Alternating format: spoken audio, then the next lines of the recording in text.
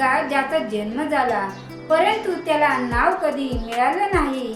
एक योद्धा ज्याच्याकडे शक्ती होती, परंतु समाजाने नेहमी त्याला कमी समजलं. आणि एक मित्र ज्याने आयुष्यभर त्या एका व्यक्तीसाठी आपलं सर्वस्व दिलं, आणि हा होता तो म्हणजेच महाभारतातील कर्ण. तर पण प्रश्न असा आहे, कर्ण हा खलनायक होता की नायक होता, हा मोठा प्रश्न आहे. नमस्कार मित्रांनो, स्वागत आहे माझ्या इतिहास विथ सुनीता ऑफिशियल या चॅनलमध्ये. आज आपण जाणून घेणार आहोत महाभारतातील एक अशी लपलेली कथा कर्णाची, आणि ती कथा आज तुम्हाला मी आजच्या व्हिडिओमध्ये सांगत आहे.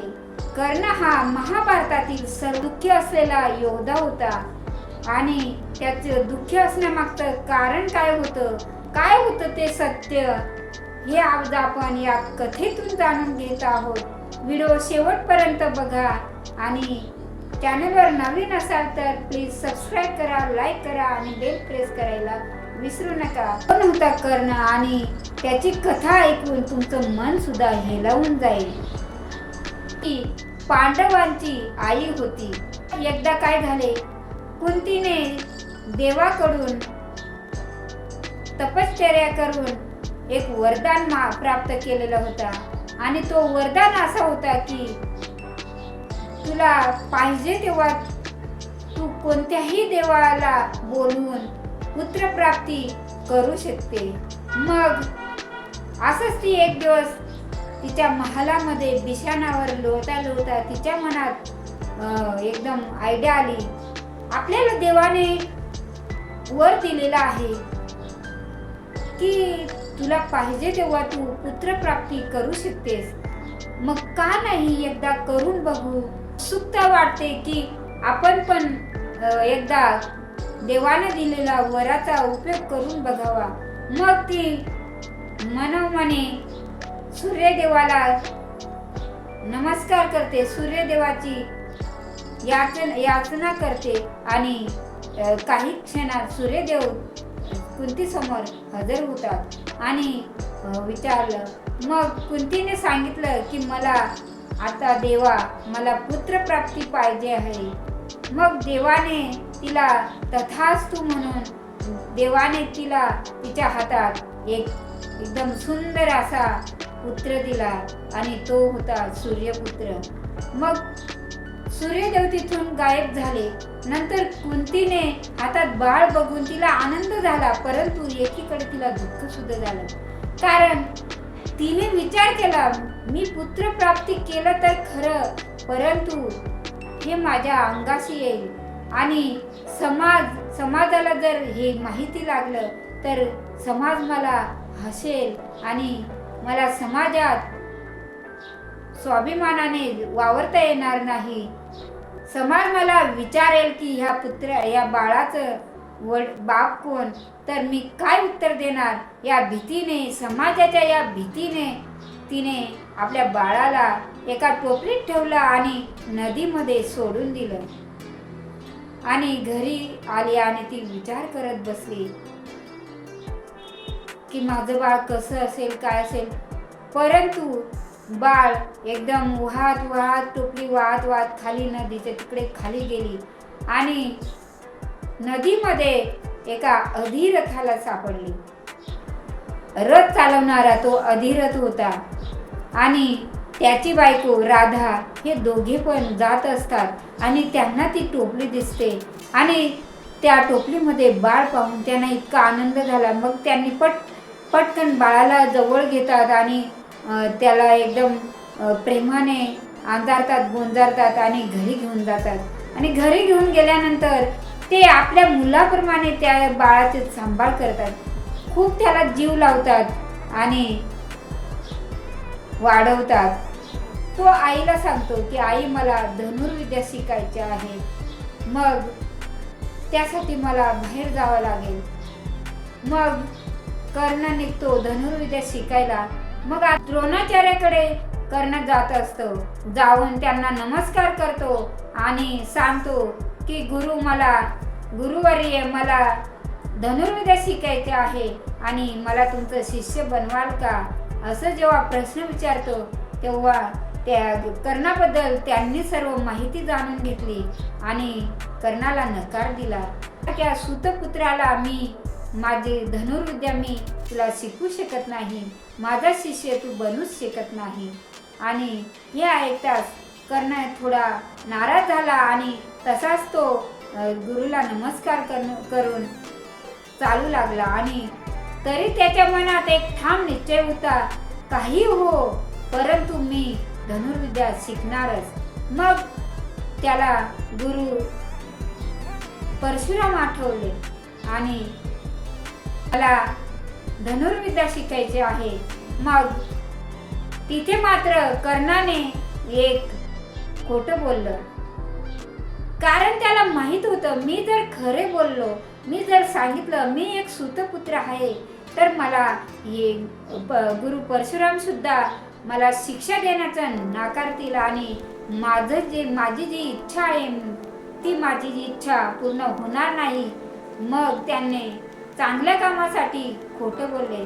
त्याने सांगितलं की मी एक राजकुमार आहे, मी एक राजवंशातील आहे. मग हे ऐकून परशुरामाला आनंद झाला आणि परशुरामांनी मला आपलं शिष्य मानलं.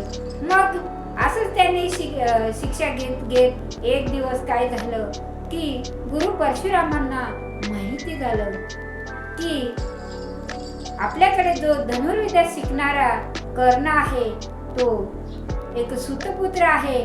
मग गुरु द्रोणाचार्य कर्णाला बोलवतात आणि त्याला जाब विचारतात आणि गुरु द्रोणाचार्य खूप रागाने एकदम फणफणलेले होते, त्यांचे डोळे एकदम लाल बुंद झालेले होते.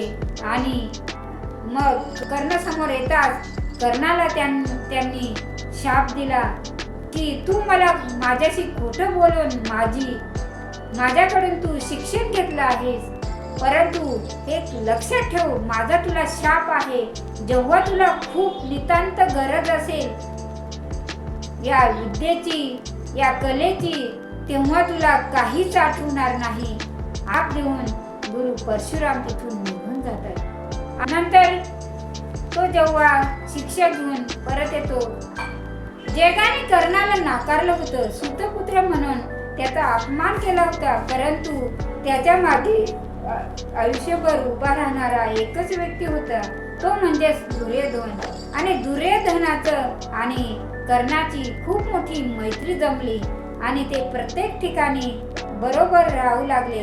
दुर्योधनाने कर्णाला राजा बनवलं आणि तेथून सुरू झाली त्यांची मैत्रीची कहाणी. एकदम अतूट अशी मैत्री त्यांची जमली. जेव्हा महाभारताचं युद्ध सुरू होणार होतं त्यापूर्वी कुंती कर्णाला भेटायला जात असते. बघा, जेव्हा कर्णाची आई कर्णाला भेटायला जाते, पहिल्यांदा आईला बघून कर्णाला काय वाटलं असेल, परंतु त्याला माहित नव्हतं की ही माझी आई आहे. परंतु कुंतीला माहित होतं. कुंती रडायला लागली. कुंती सांगायला लागली की बाळा, की तू माझा मुलगा आहेस, तू माझा पुत्र आहेस आणि मी तुला नदीत सोडून दिलं होतं. माझी मजबुरी होती आणि तिने घडलेली कहाणी सर्व कर्णाला सांगते. परंतु मग तिचं म्हणणं होतं की तू आता घरी चाल आणि तू जे पांडवांच्या बाजूने लढाई कर आणि दुर्योधनाला साथ देऊ नको.